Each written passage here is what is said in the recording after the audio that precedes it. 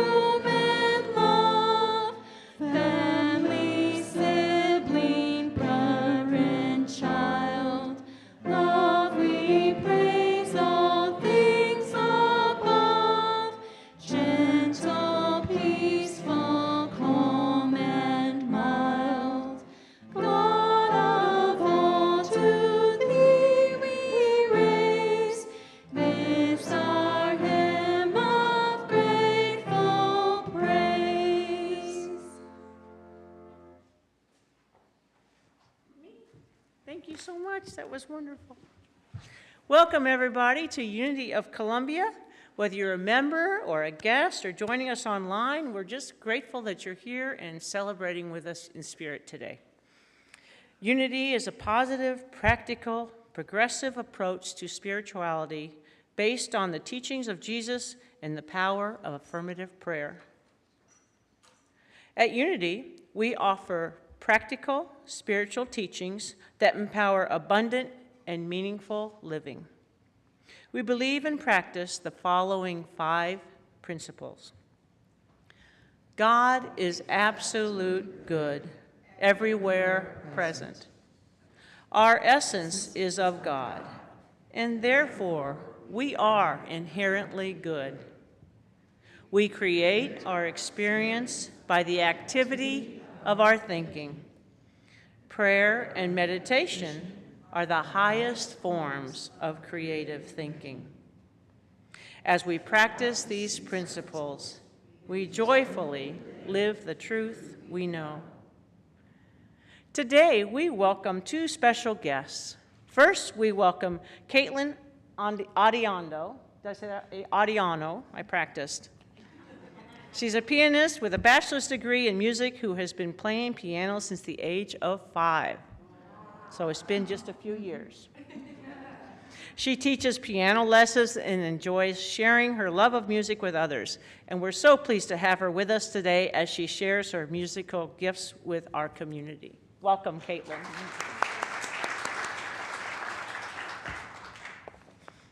And thank you also to the music team, Julie. She's here too. We are also thrilled to welcome.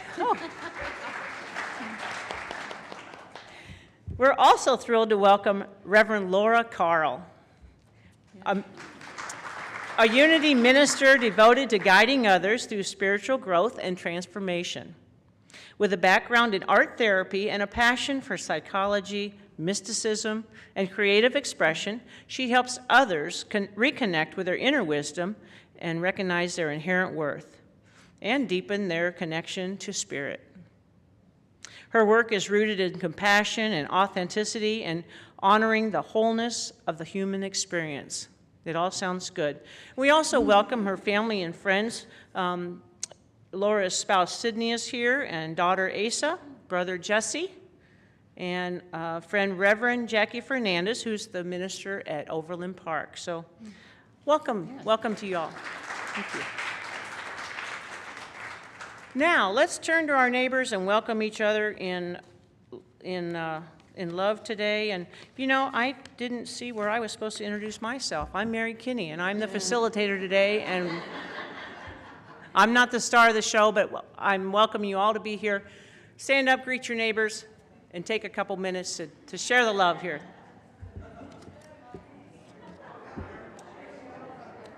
Music. Yeah, now. Now. Yeah.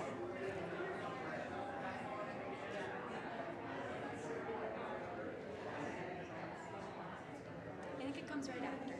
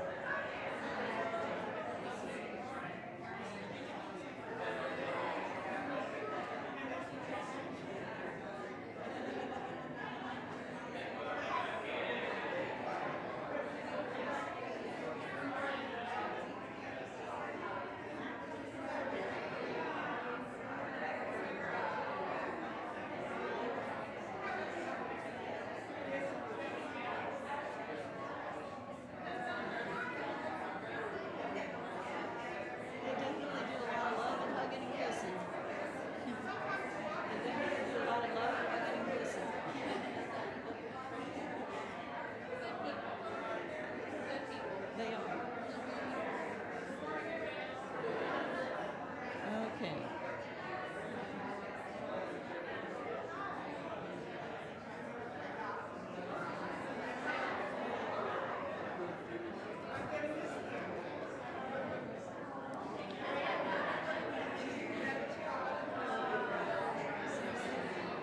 I think it's time. We welcome you all back to your seats, and we're going to start the next song, Called to Be. Go ahead. Yeah.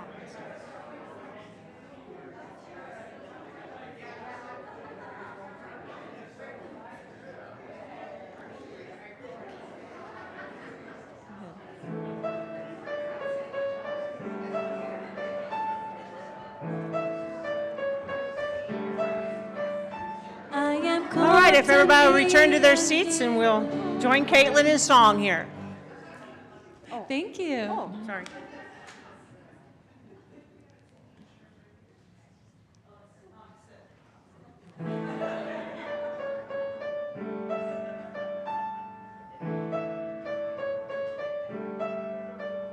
I am called to be a healer for all humanity.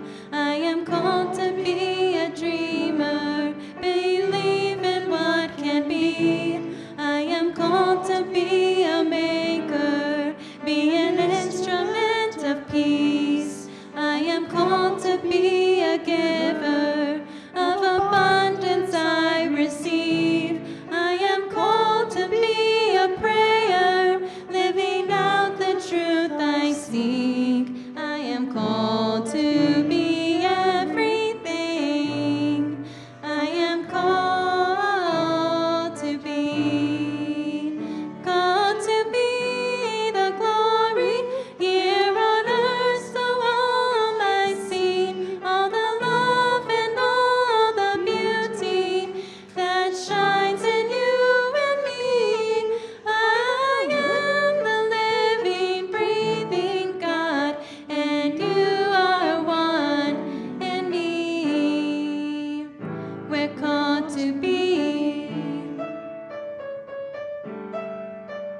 You are called to be a mother, to nurture family. You are called to be a brother, be strength in times of need. You are called to be a neighbor, see a friend in all you meet. You are called to be a leader, to build community. You are called to be a prayer, living out the truth you seek. You are called to be everything.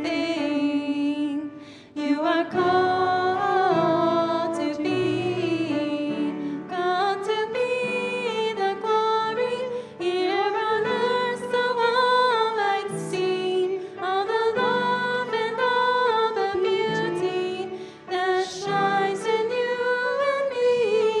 You're the one, the living, breathing God, and you are one in me.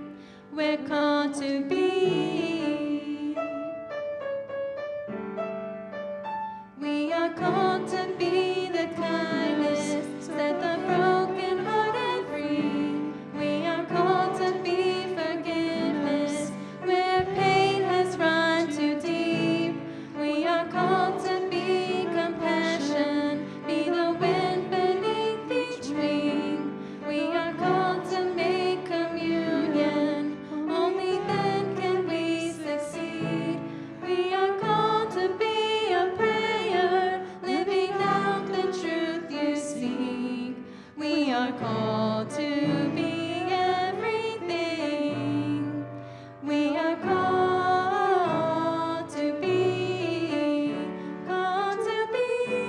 the glory here on earth, so all might see all the love and all the beauty that shines in you and me.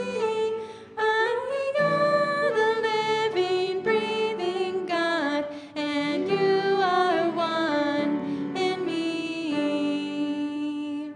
We're called to be.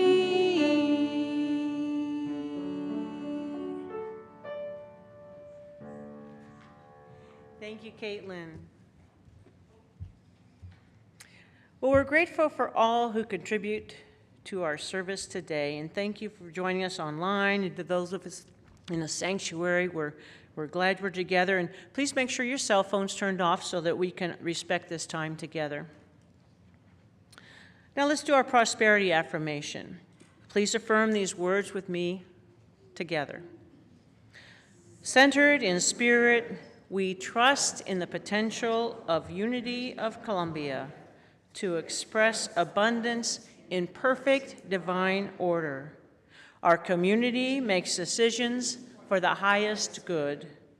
We are open to the flow of new opportunities and claim prosperity now. Now please join me in affirming our vision, mission, and core values. Our vision is, we celebrate a spiritually awakened world.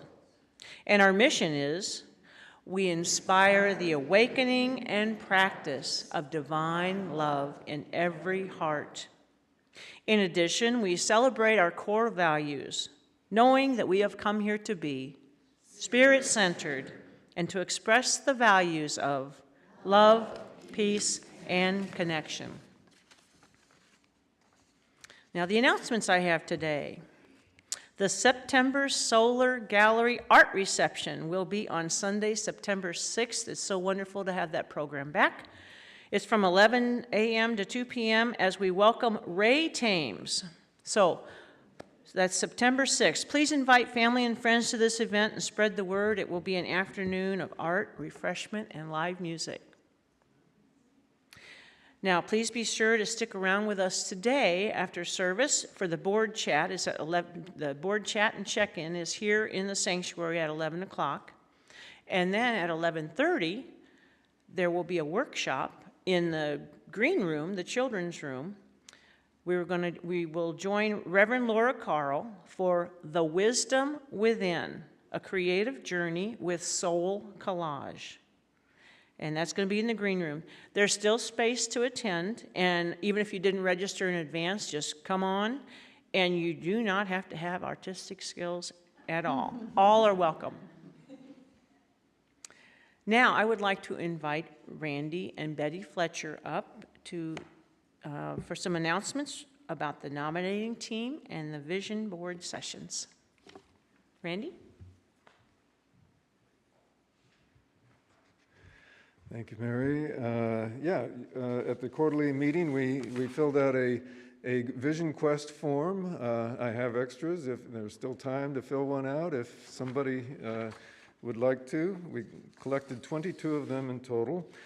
And on September 5th at 2 p.m., that's a Saturday afternoon of Labor Day weekend, in the green room, just like for the Soul Collage, we will be charting these visions that we've all had and putting them in a collage.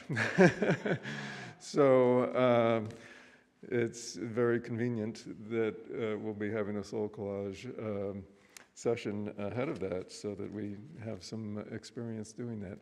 Anyway, everybody's welcome to come and participate in that. So 2 o'clock, Saturday the 5th, okay? Thank you.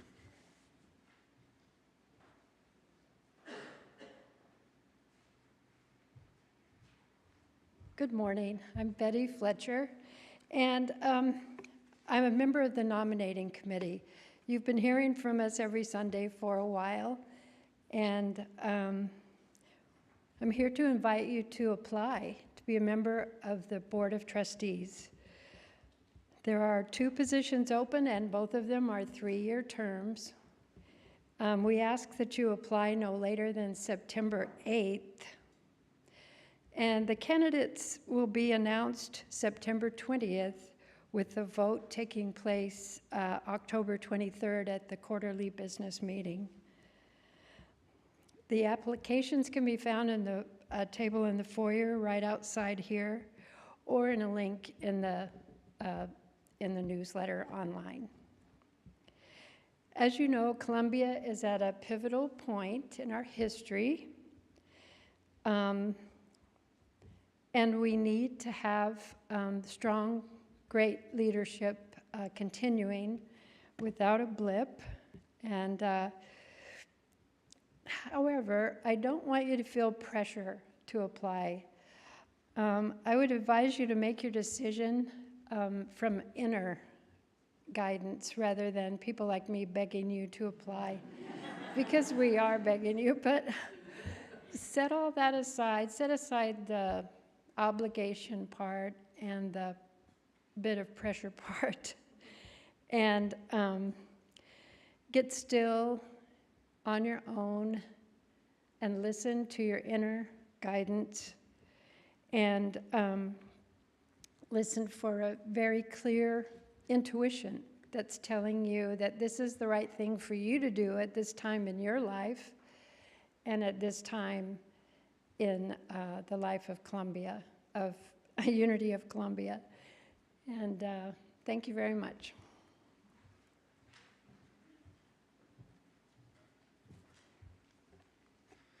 Thank you, Betty and Randy.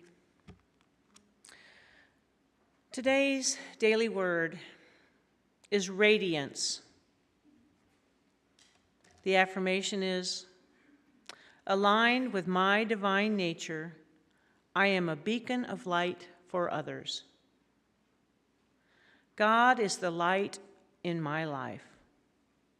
I give thanks every day for the wondrous blessing of the divine and the peace and the strength I derive from my faith. I am a spiritual being, fully human and fully divine. The light of God shines from within me. My confidence grows as I embrace my divine nature. As I live and love more fully and authentically, the joy within me multiplies and I become simply radiant. The world can feel dark and dull and needs all the light and sparkle it can get. As greater numbers of people discover the power of God within them and express the fullness of their spiritual selves, of their true spiritual selves, the world will glow with our collective radiance. The scripture is from 2 Peter chapter 1, verse 19. You will do well to be attentive to this as to a lamp shining in a dark place, until the day dawns and the morning star rises in your hearts. Now let's say the affirmation together, aloud. Aligned with my divine nature, I am a beacon of light for others. And now repeat it silently to yourself.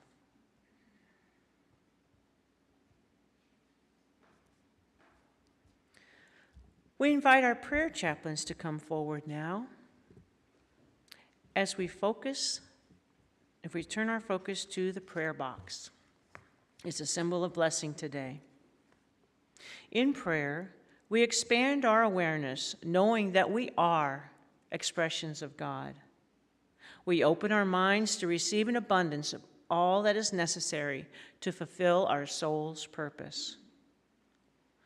We now hold others in prayer. If you have filled out a prayer slip, you're welcome to put it in the prayer box now or anytime. It's always here. Please speak your loved one's name aloud so that we can collectively hold space.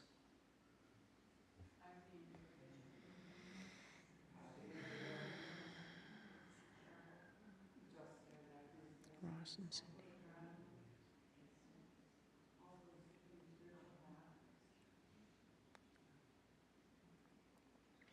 For all of the names on our hearts, know that what you ask for has been heard and answered.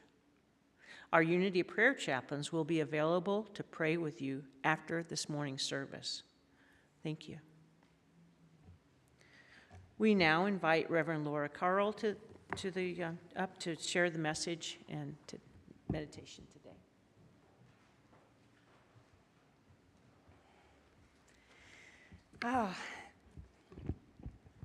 Thank you so much for having me today. It's truly an honor to be here. As you know, my name is Reverend Laura Carl, and although I was just ordained this last June, I've had the privilege of working at Unity headquarters for over 10 years.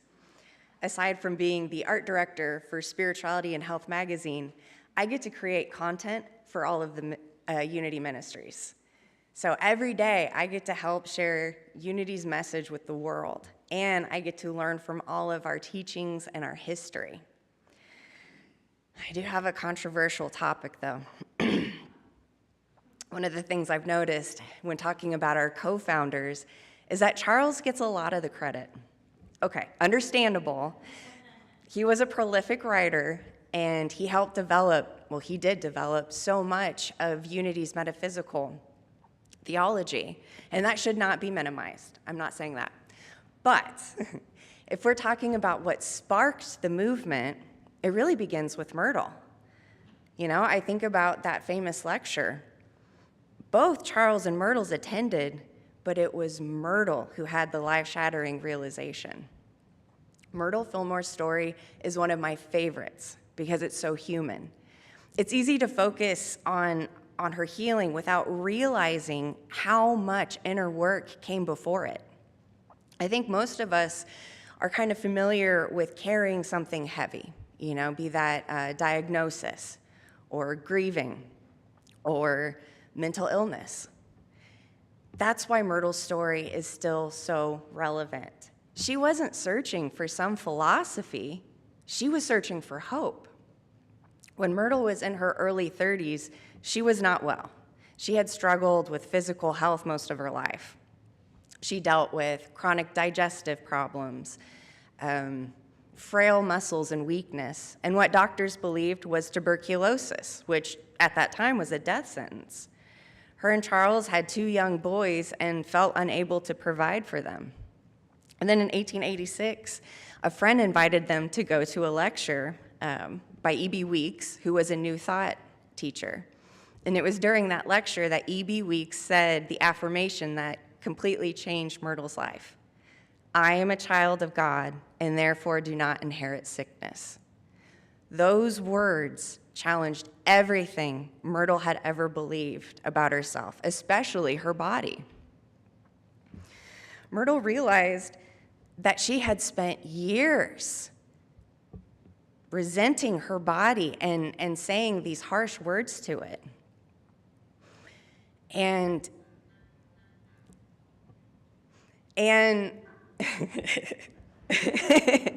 she had criticized her body in such a way, which, is that not relatable?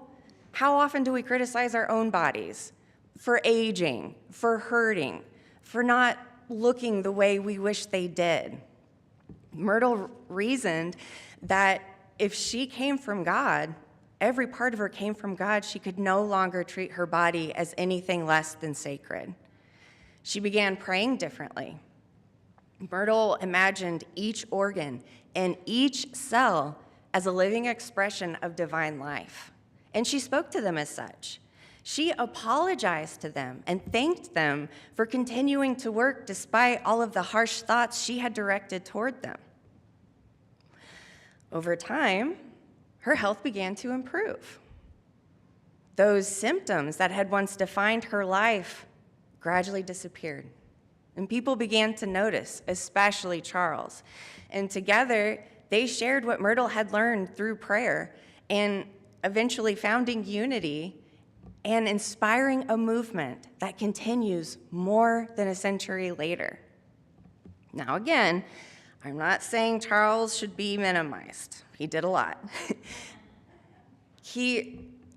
Truly, what he did with metaphysics and helping people to understand the spiritual law behind them. But Charles often emphasized the spiritual over the physical. Myrtle refused to separate the two. In fact, she's quoted saying, "Where would you draw the line between spirit and the material when there is no evidence that God has placed such boundaries?"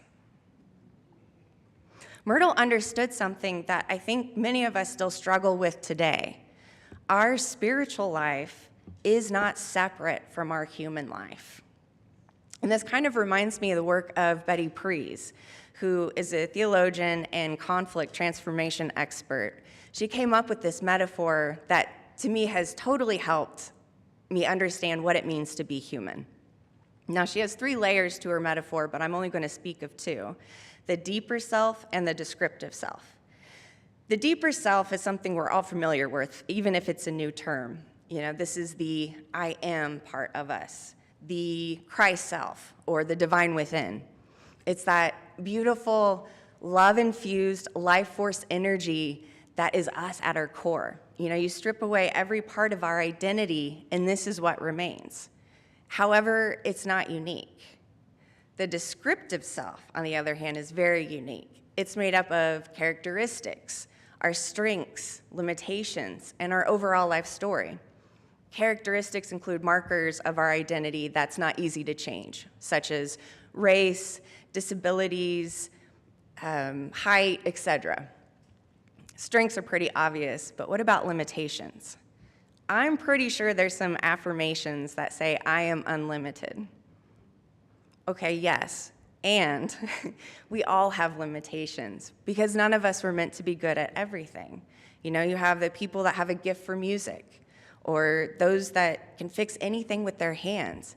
And then there are those people that are so good with plants. Not one.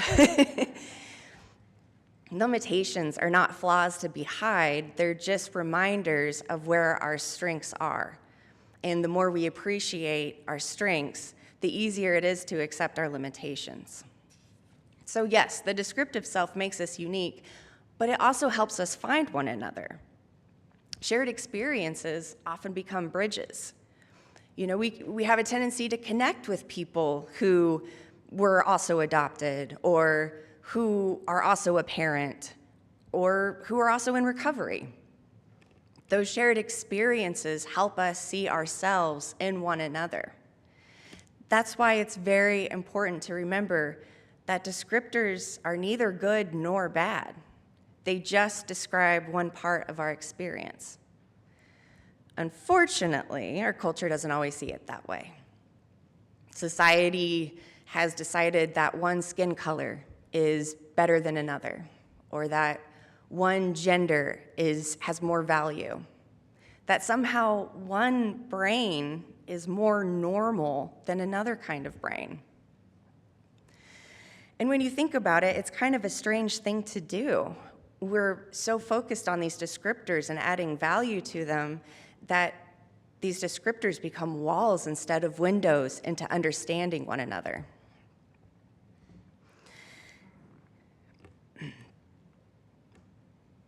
And like Myrtle said, let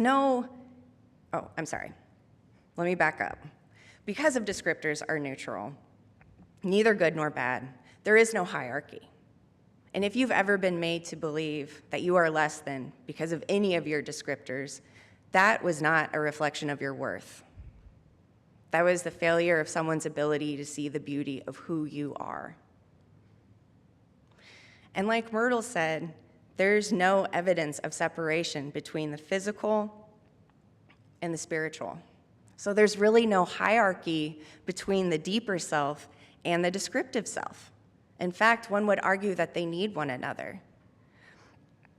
The deeper self gives us the awareness of divine love, while the descriptive self gives us the opportunity to express that divine love. It's one thing to experience unconditional love in prayer and meditation, and it's quite another to offer that same unconditional love to the parts of ourselves that we would rather hide. Learning to meet every part of ourselves with compassion is not easy. You know, some of those parts have been holding on to shame and fear for decades. And like any relationship, compassion takes practice.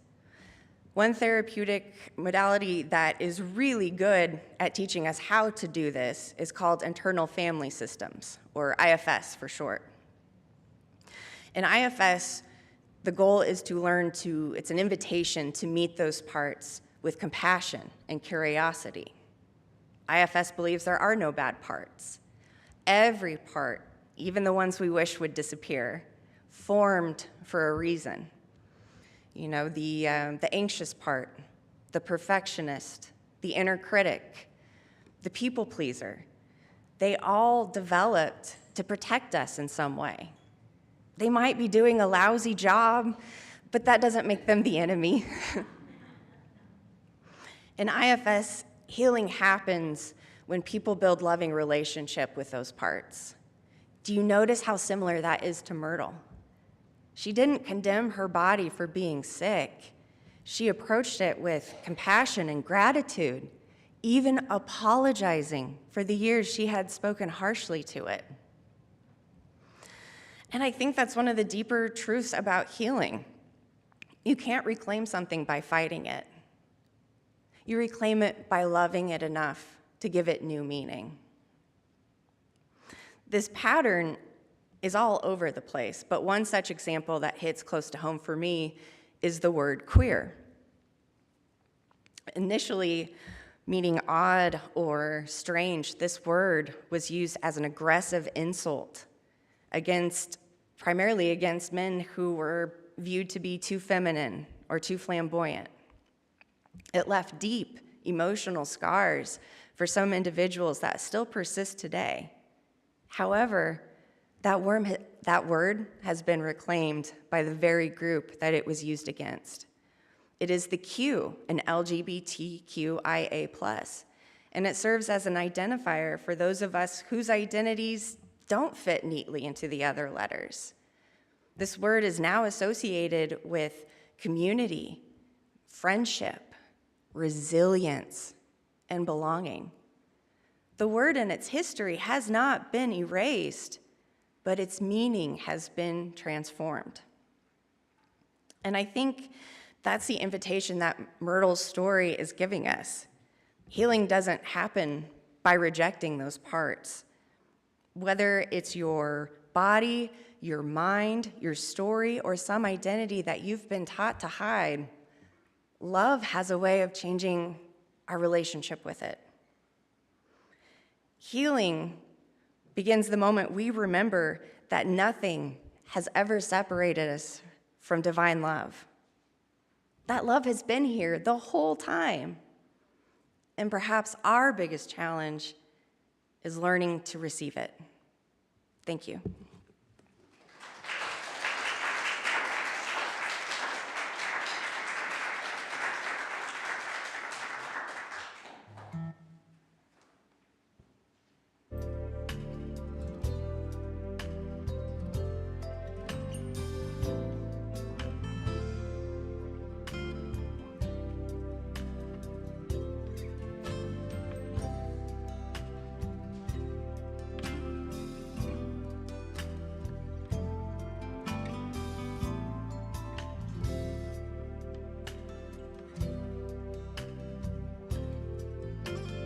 Pour yourself in me.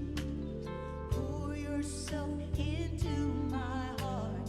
Whoa, whoa. Wonderful Spirit. Pour yourself in me. And pour yourself into my heart. Whoa, whoa. Wonderful Spirit, pour your joy in me. Pour your joy into my heart. Whoa, wonderful Spirit, pour your joy in me. Pour your joy in me. Pour your joy into my heart. Wonderful Spirit, shine your light in me. Shine your light in me. Shine your light into my heart. Wonderful Spirit, shine your light in me. Shine your light into my heart. Wonderful Spirit, sing your song in me. Sing your song into my heart. Wonderful Spirit, sing your song in me. Sing your song into my heart. Wonderful Spirit.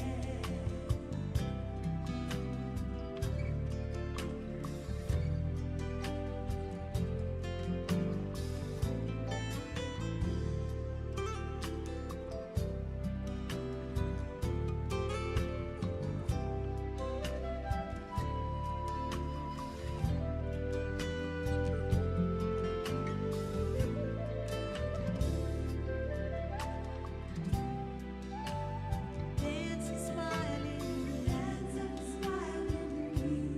Dance and smile into my heart.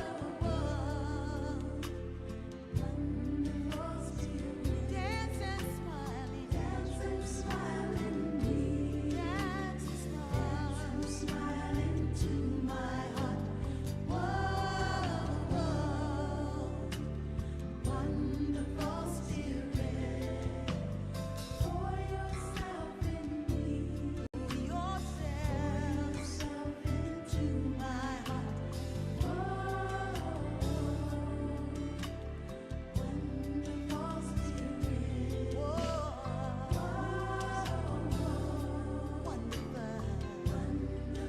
Spirit,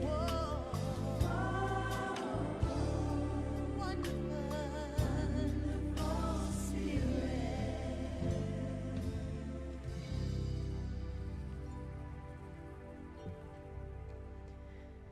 As we prepare for meditation, I invite you to settle into your chairs. Let's take a deep breath.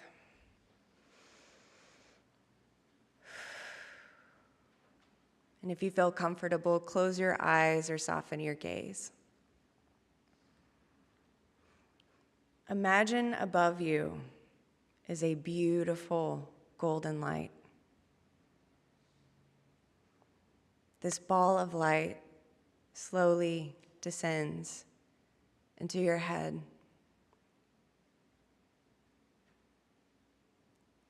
Feel its warmth and love. Feel it travel into your throat, into your chest and belly. Feel that light in every part of your body.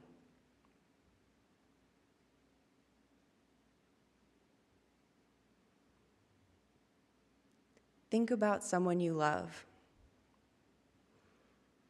Notice that feeling that comes up when you think of them.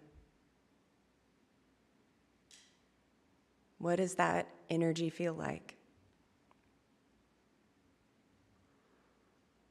Now imagine that love and that feeling surrounding you. In and outside of you.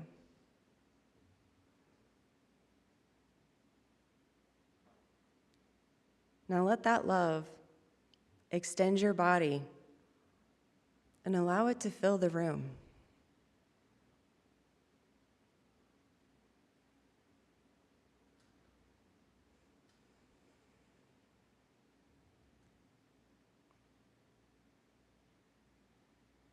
Now let's go beyond the room.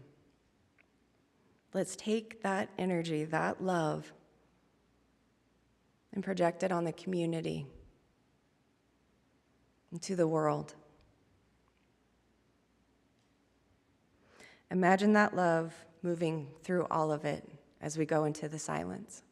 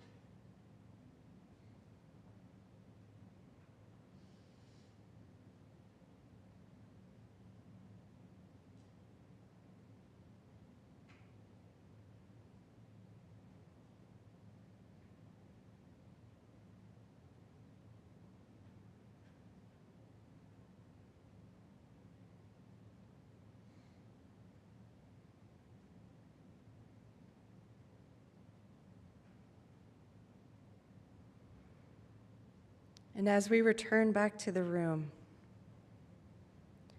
remember that you are a part of this love and that you have always been a part of this love.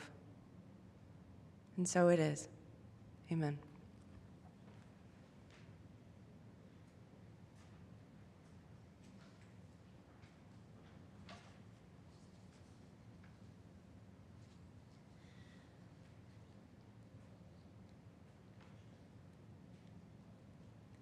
Please stand and join together in song.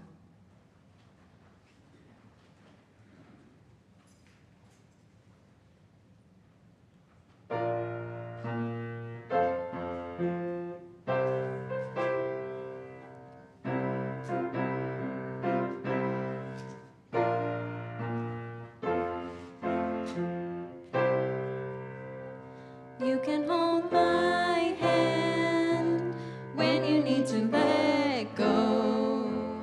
I can be a mountain when you're feeling valley low. I can be a street light showing you your way home. If you can hold my hand when you need to let go. I want a house with a crowded table and a place by the fire for everyone. Let us take on the world while we're here and able, and bring us back together when the day is done. If we want a garden, we're gonna have to sow the seeds, plant a little happiness, let the roots run deep. If it's love that we give, then it's love that we reap. If we want a garden, we're gonna have to sow the seeds. I want a house with a crowded table and a place by the fire for everyone. Let us take on the world while we're here and able, and bring us back together when the day is done. The door is always open, your picture's on my wall. Everyone's a little broken, and everyone belongs. Yeah, everyone belongs. I want a house with a crowded table and a place by the fire for everyone. Let us take on the world while we're here and able, and bring us back together when the day is done. And bring us back together when the day is done.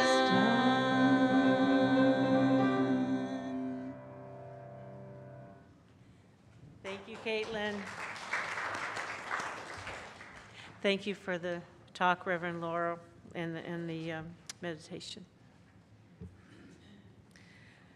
And now it's time for our love offering.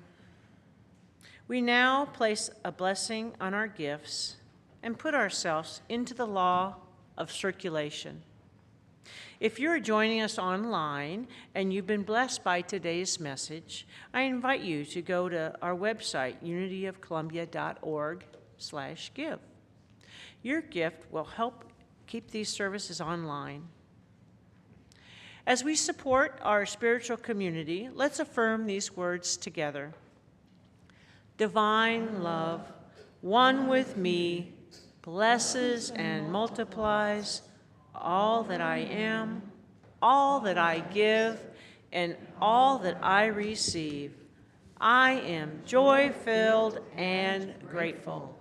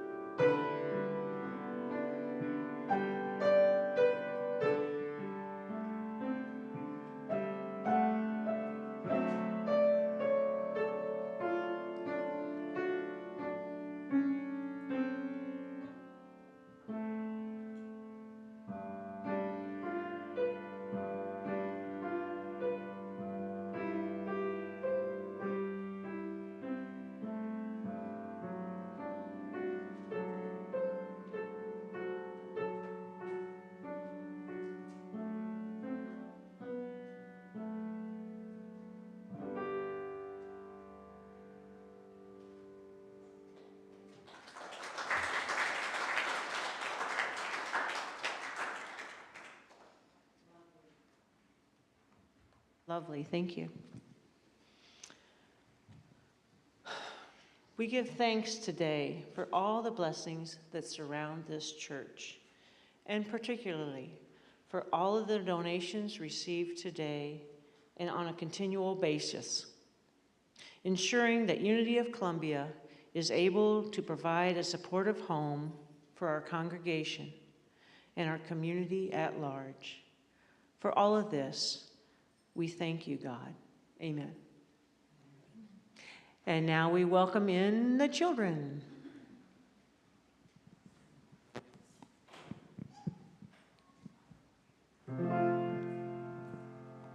This little light of mine, I'm gonna let it shine. This little light of mine, I'm gonna let it shine. This little light of mine, I'm gonna let it shine. Let it shine, let it shine, let it shine. It is on. Good morning. So we were so lucky to have these bright, shiny girls with us today. Good morning. So we were thinking about all the ways we celebrate, and especially the people that we love and appreciate. So Asa and Ronya made these amazing, awesome awards. Do you want to tell who they're for? Who'd you make it for? Mama. And I made this one for my mom. Oh, love. Moms are very, very loved around here. All right, let's bless our children. We love you, we bless you, we appreciate you, and we behold the Christ you are. Okay, now let's go over here and we're gonna do some singing. Please rise and sing a prayer for protection.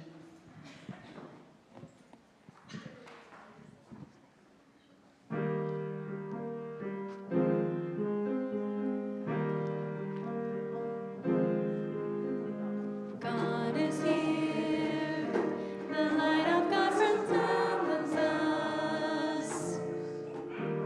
God is here, the light of God surrounds us. The power of God protects us. The presence of God watches over us. Wherever we are, God is. You are a child of God, made of cells each with divine life. You are love at the core. Wherever you are, God is.